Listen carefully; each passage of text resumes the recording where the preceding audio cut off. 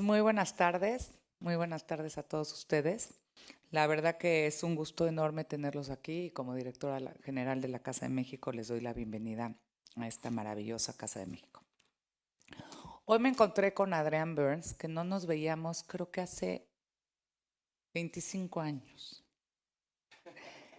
Y ha sido un gusto, yo dejé México hace 25 años y la verdad pues nos dejamos de ver, tenemos muchísimos amigos en común y hoy descubro su obra a través del libro que hoy tenemos el gusto de presentarles.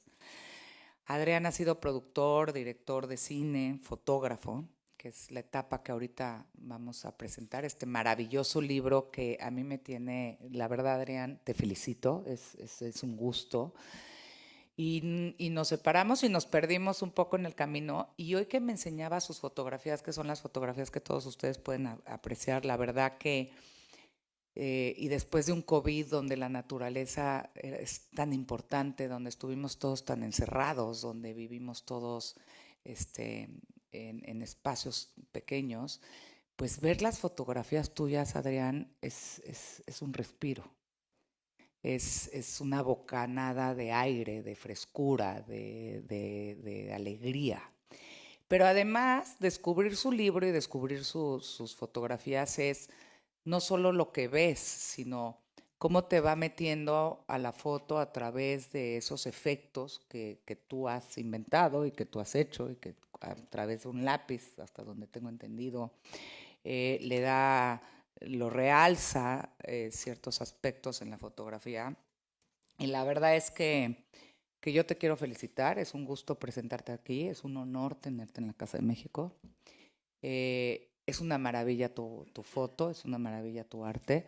Nos encantará hacerte en algún momento dado una exposición en la Casa de México. Será verdaderamente un gusto tenerte con nosotros.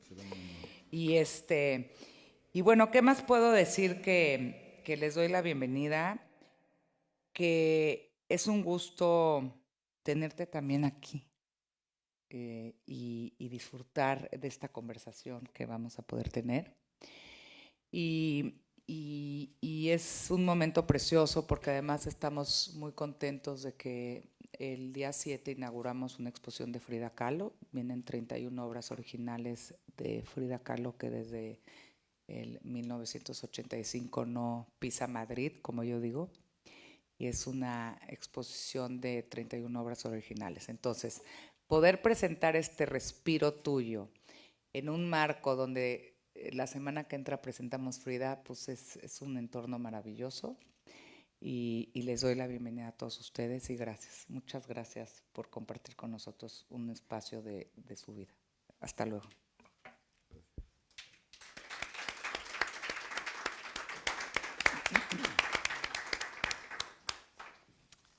So thank you very much, Mina. Thank you.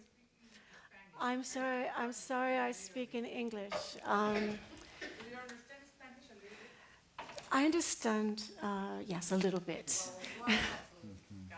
Thank you, and thank you for inviting us to Casa Mexico. I know it means a great deal to Adrian and to me as well. It's a beautiful, beautiful place, and it's an honor to be here. And yeah, it's to present this book that we've been working on for 2 years. That was published just in the beginning of 2020. It's been a long 2 years. I'd very much like to thank, though, I think they might be listening, my editor, Eduardo Gizzoni, from the international director of Skira, who's been, very solidly behind this book. And also Nathalie Prat, who's the director of the French office of Skira, who's also been really instrumental in bringing this book out. And I'm very proud of the final product. I think it's a beautiful, beautiful book, and a lot went into it. I think maybe one of the strongest aspects, of course, is Adrian's work, but it's also the writers that we managed to bring together to do essays for this book. I think it's rare today to have a monograph like this with such prestigious writers. And I'm talking about, well, first and foremost, Eugenio Lopez, who's, as you know, the owner and director and founder of the Jumex Museum, and who is a very dear friend of Adrian's, and I think knows Adrian extremely well, indeed knows him very well, has followed his art throughout the years, and who wrote a very meaningful essay that I think enlightens us a great deal about the transitions, the searching that Adrian has done over the years, and how that has led up to where we are today, and to these works, recent works that you're looking at here in this room. The other two great authors that we have in the book are Philippe Dagen, who's a very well-known critic, writing for Le Monde, the daily newspaper in Paris, but is also world-renowned as a curator and an art historian. And Olivier Kaeppelin, who was the former director of the Mecht Foundation in Saint-Paul-de-Vence in France, and is also one of the most important figures in contemporary art in France. So we've got these two writers and Eugenio Lopez, and each of them, I would say, you know, in the case of Eugenio, who knows Adrian's work so well, the essay, as I said, is more one of explaining where Adrian is coming from and where he's going to. I think it's important to say that a book like this is never just a process of saying, okay, I want these pictures and I want it to have this number of pages and so on. No, it's really a process for the artist whereby he says, okay, I'm going to have confidence in these people. I'm going to allow them to delve into my work, to have an opinion on my work. And the book, the process of making the book is vital to an artist, in the sense that it really moves the work forward. And by allowing other people in, you know, especially the likes of people like Olivier Kaeppelin and Philippe Dagen, it's a commentary. It's a very deep commentary on the work, and it's, for me, I mean, I remember the day where Philippe Dagen came into Adrian's studio and started looking at the works, and you know, the level of his concentration as he looked at these works. And it was obvious to me that he was seeing things that perhaps I hadn't seen, or that maybe Adrian hadn't seen either. So you have these eyes and this, you know, very deeply informed expert looking at the works and bringing us new information about it. He also writes exquisitely, and so his essay in and of itself is a very, very interesting exercise in looking at a work of art, a contemporary work of art, and comparing it to the past, which is what he's capable of doing. And so, you know, looking at Adrian's trees in particular was something that Philippe Dagen focused on. His essay, he delves into art history and he finds links to Corot, to Sandby, to Dunstable, but to the painters whom we really associate trees with, and compares Adrian's photographic beginnings and process and how it developed with the use of graphite and with the acrylic applied on the paintings. The kind of research that Adrian is doing Dagen likens it to that of a painter who is expanding on the initial motive and making it something else, and where there's a really, truly deep poetic research in what he's doing. In the case of somebody like Olivier Kaeppelin, he had a completely different sort of emphasis when he looked at Adrian's work. He focused a lot, for instance, on the monochromes, which we don't have here today, but that you can see in the book. And what sort of ticked off in Olivier's mind was, Yves Klein, monochrome. And he sort of goes off on this sort of point and talking about Adrian and the poetics of space, that what Adrian is creating, in particular in the monochromes, is a kind of a sensation of space. And as Yves Klein said, he's not interested in painting a sky, he's interested in expressing a sky. And I think this is very much what the level that Adrian's work's coming to. It's not, I'm showing you a tree. It's very much, he's expressing a tree. He's expressing something deeply poetic and oniric about the subjects that he's choosing. And this is something that Eugenio says as well.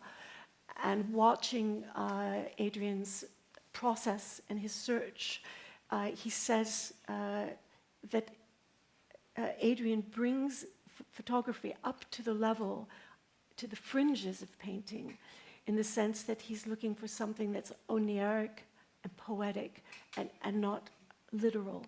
And I think that's very true. And when you have time to glance around and delve into these photos, I think you'll see that this remark is very, very pertinent.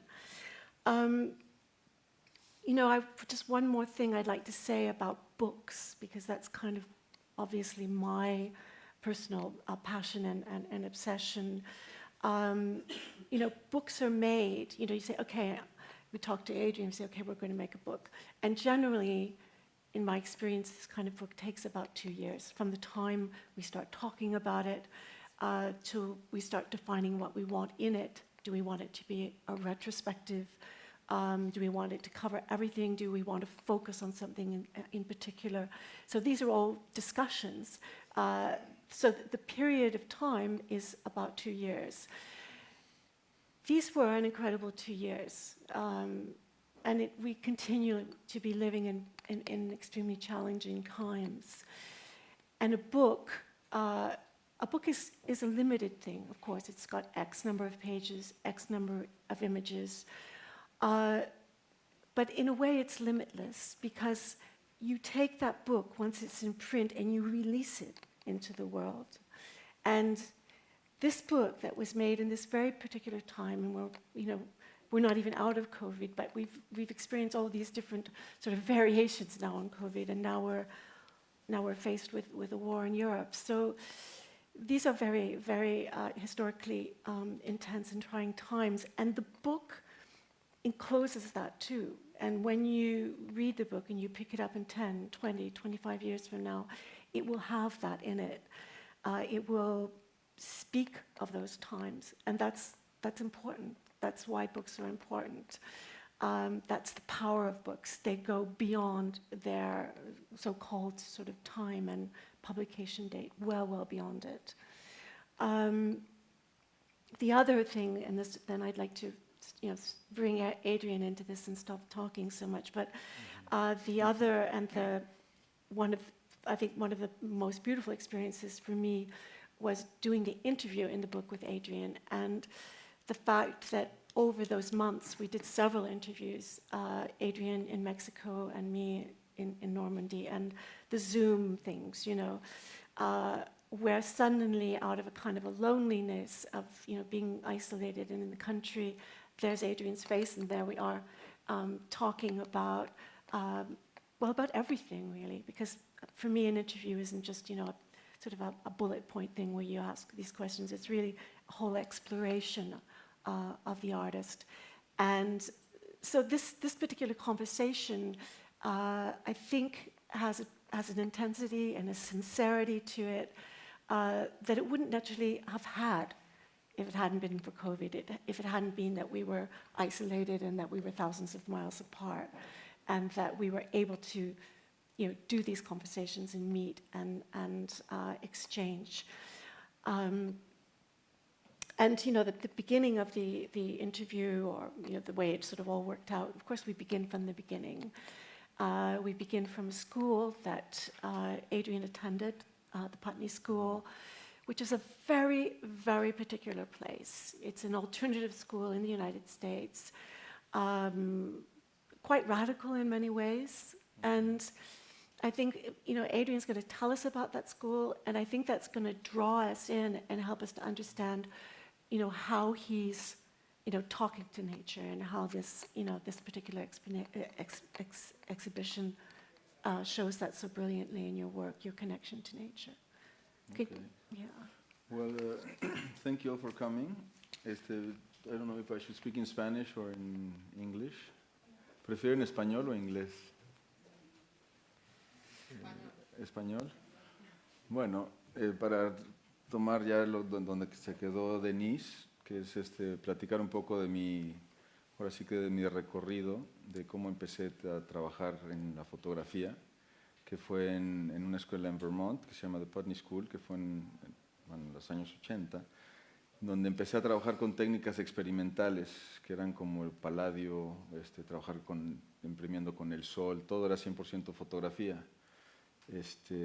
Trabajé mucho con luz líquida, haciendo pues, mucho trabajo también de laboratorio y bueno, con las diferentes técnicas. A raíz de estas técnicas empecé a trabajar con papel de algodón, imprimiendo directo con los negativos. Después de trabajar de tenerlos impresos en papel, empezaba a jugar un poco con colores y pues diferentes materiales, y fue donde empecé a desarrollar como que todo este sabor por esta técnica que acabé haciendo 30 años después. Seguí trabajando toda mi vida en fotografía per se, y los últimos años fue cuando decidí de ya lanzarme a este nuevo proyecto en donde ya no intervengo las imágenes con grafito y pintura acrílica para encontrar otra dimensión que sale ya de la fotografía, que te lleva a otro lugar, digamos, abstracto. Me quedé... ¿Qué más les puedo contar de...? A ver, I'm sort of vaguely trying to follow you, so I might be completely off track when I ask you the next question. But no, I know. No, I was just explaining a little bit of how I got to this technique, how I started working in the Putney School with photography and intervening it with woodgraph and everything, the palladium. We really did sort of fast forward there, because we started with Putney School and now we're into the new technique. But I think it's getting back to Putney and the way that you lived there. I don't know how much detail you want to tell about that, but the way I've imagined Adrian and in those early years that I think are really formative and are still really important in the way Adrian works. Because in those early years at the Putney School, there was a kind of, you had to learn very much to be absolutely self-sufficient. I think what they were trying to teach the students there was the idea that they could survive in the wilderness. And if you take that into city life and life in general, that you can actually survive even in a city, in a wild and difficult environment. And I think for an artist, to be able to say to yourself, I can be independent and I can go about my work without, sort of the help and the nourishing all the time. I don't know if that's true. Yes, it is. Yes, well, that's where I kind of got out of the way. Perdón que hablen, es que si no justamente me bloqueé porque no hablo español. No, I just got out of the subject because what I wanted to talk about is actually the similarity between what I was doing in this school in Vermont, which was a school, autosufficient school, where we did everything. It was a very creative place, and we were in nature at all times, and how that I got back to that at this point of my life where I'm going back to nature, back to trees, back to experimenting and experiencing with the different techniques that I'm evolving into. Yes, I remember you saying sort of that to make the full circle between his beginnings at the Putney School, you know, with later, I mean, in the last year of his schooling there, he, for a few months, he actually lived in a cabin in the wilderness, was very much in touch every day with the details of nature. And I thought this was something very interesting that you said about later, during the COVID lockdown, when you were in Montgiroux, and you had once again this occasion to have this kind of almost daily, hourly conversation with nature, whereby you go out and you observe, and that power of observation is something I think very unique to an artist. And I remember you saying how it was on these long walks with your camera, and how having that time was Actually, so essential. these times of COVID that I was actually in a house in the country, I was almost by myself every day, and every day I would go out and see the different lights and photograph the different trees. And I even thought of photographing the same spaces in the different times, you know, as they changed. And working like a lot of the different painters in history that have been always studying the light and everything. And that's what brought me into creating this works for this book. Yeah, I think when you look at a group of paintings like these ones, a group of paintings, a group of photographs, worked over photographs, that you see that, you know, his interest in the series, and, you know, doing a series, and this is something Philippe Dagen says in the book, and the quality he finds in Adrian's capacity to do that, to take one subject and then to develop it further and further, which is the essence of a series. And, you know, and all of the, you know, the great painters who are really obsessed with trees, because I think Adrian does have kind of an obsession with trees, I think we can say that, had this quality of observation, and then obviously the technicity and the ability and the imagination to make something like this into a series. One other thing that I didn't say is how I work the images to give I try to work with the depth of field and work the graphite in a certain level, so it creates a three-dimensional space and makes you know, feel that depth. And the acrylic paint that I normally apply I work with stencils, with a special technique with the imant, with magnets, using a magnet in order to create a perfect geometric other dimension that takes you completely away from the image itself. Yeah, it's really interesting if you look at, I think in particular, there's this one where you have this sphere in the middle of the drawing, and you look at it, and this was also something that Philippe Dagen said, that it's like he's, in a way, he's giving us this incredibly beautiful image, but then he's disturbing it with the geometric form. So there's a I think kind of a desire on your behalf, the kind of that the person looking at the work will sort of be on the interpolé in French, but will be somehow challenged by by the geometric forms that normally shouldn't be there. It's like a disturbance. Yes, it's an interactive piece at the end, more than just a photograph that gives you a place or time. Maybe that's something we can talk about, is the onlooker, I mean the viewer. What do you have, kind of something you want to communicate to the viewer, or what is your how, or let's say, how do people react? How are people talking to you now? I'm probably searching for the abstraction inside of nature, or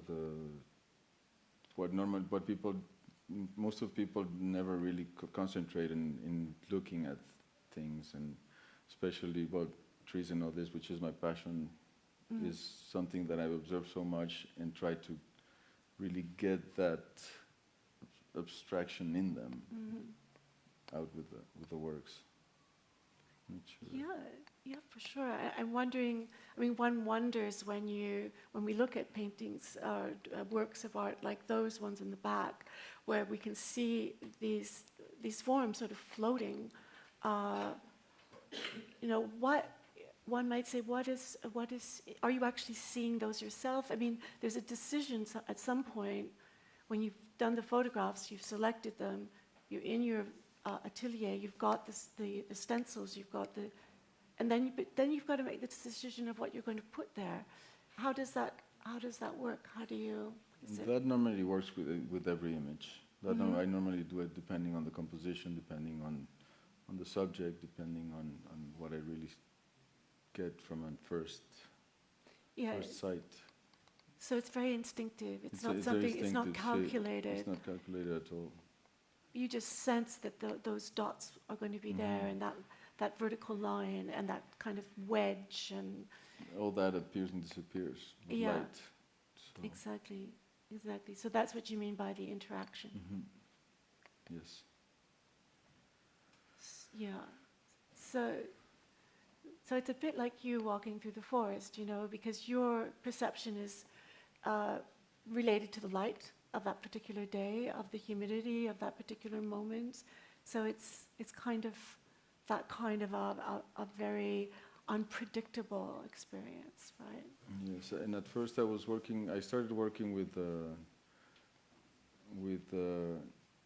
in winter with very high contrast images. We were almost black and white, which I was most of my life working with.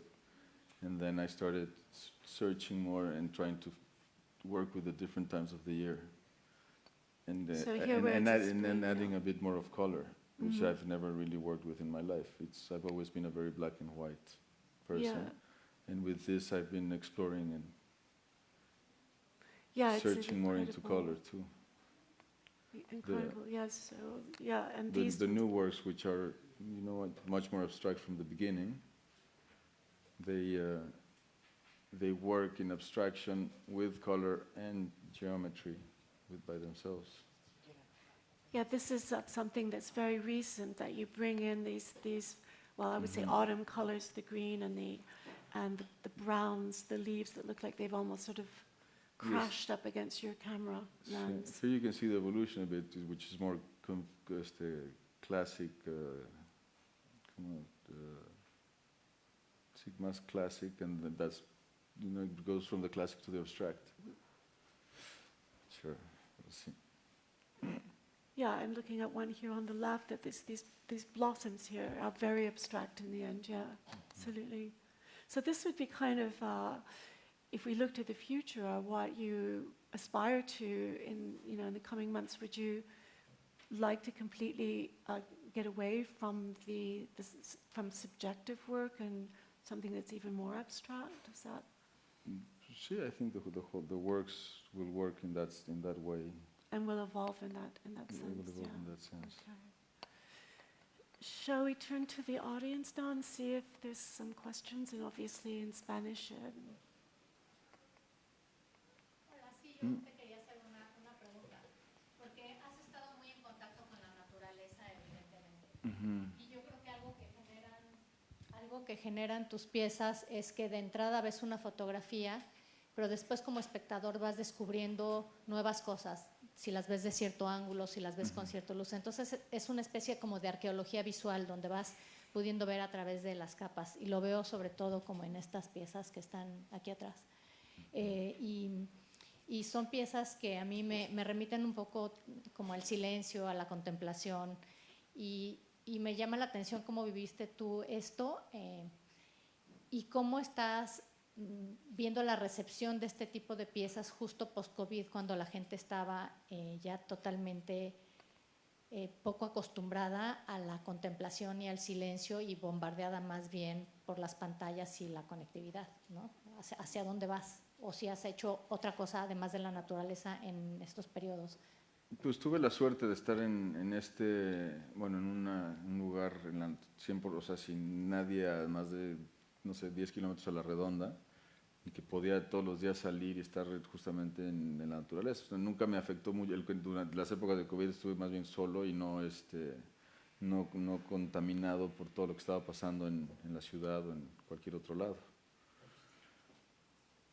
Y pues es algo que también supongo que le afecta a la gente, bueno, que les gusta ver a la gente, ¿no? Ahora en todas estas épocas que estuvieron en el encierro.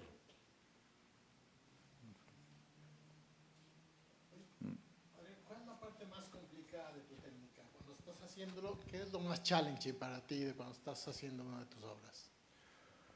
Pues la parte más difícil es el final, que es ya con la pintura acrílica, que es la parte de los stencils, todo esto, pues tiene una parte técnica bastante compleja por los materiales que son bastante pegajosos y pues es papel y es plástico, entonces pero sí. ¿Alguien más que tenga algún comentario? First of all, I'm interested. Which years did you go to this school, the Putney School? Putney School. The Putney School was in the 80s, from 88 to 91. Which, is it a high school? Is it a It was high school. high school? And I'm very interested, like how being self-sufficient contribute to you in the process of making art.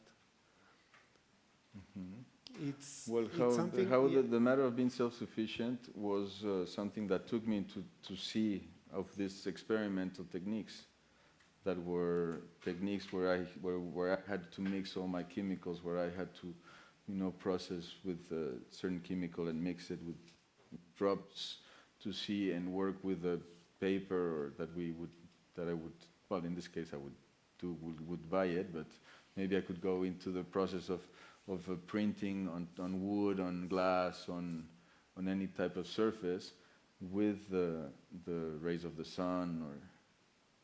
So it's interesting because there is a lot of freedom in it, also Yes. a lot of constraints. How do you keep the sense of freedom today when you have access to everything, basically, in terms of material? Just the sense of freedom is more ideological, I guess, of being being in nature, being free, being Okay. I wonder, Nir, if you're not thinking sort of the difference between having all of this very skilled, the incredible skill that Adrian obviously has, and spontaneity. I mean, how do you balance between something very spontaneous and something that's technically very proficient? Mm-hmm. So I've always been very spontaneous, even in the themes. Mm-hmm. I've never been really specialized in something, and I work around where I'm at, a little bit where my path takes me to, and then the process is afterwards. But that's already, I do it. It's sort of post-production in a way. Sí. Yeah, but you said to me once that you weren't so. It's like any artist that when you have your space, your intimacy with yourself when you are producing and finishing. Yeah, and that's works. an important moment for you to be able to have that independence, to be able to do your work and to produce something very very independently, which is, I think, is getting back to what Nir was saying about. It seems obvious to you because you have that, but a lot of people are not capable of that, of really just. And I'm always very spontaneous with things. Pero bueno.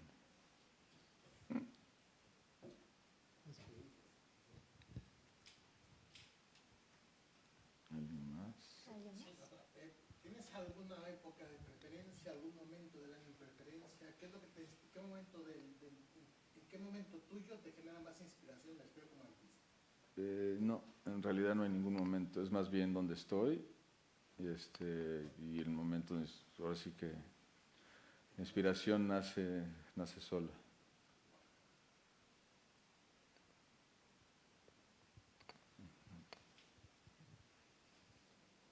Pues si ya nadie tiene ninguna pregunta, ¿algún comentario por aquí? Adrián, una preguntita.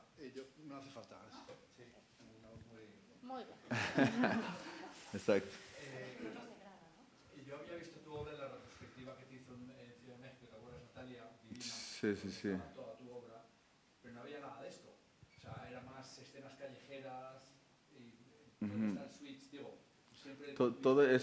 Justamente esa exposición que tú viste fue un poquito como que el cierre de mi época de fotógrafo clásico. O sea, de hacer la fotografía, de estar todo el tiempo imprimiendo yo en el laboratorio solo, de la fotografía sobre plata sobre gelatina y así. Y a partir de eso fue cuando decidí ya pues, empezar a intervenir las imágenes y trabajar esta nueva idea que salió ¿no? en un principio. Pero ese fueron mis 30 años de fotógrafo. Y por eso decías antes que recuperaste ahora lo que aprendiste. Exactamente. Pues bueno, todo lo recuperé ahora, no, sí, o sea, lo sigo trabajando, ¿no? Es algo como que sigue en evolución. Pero sí era un cierre de círculo.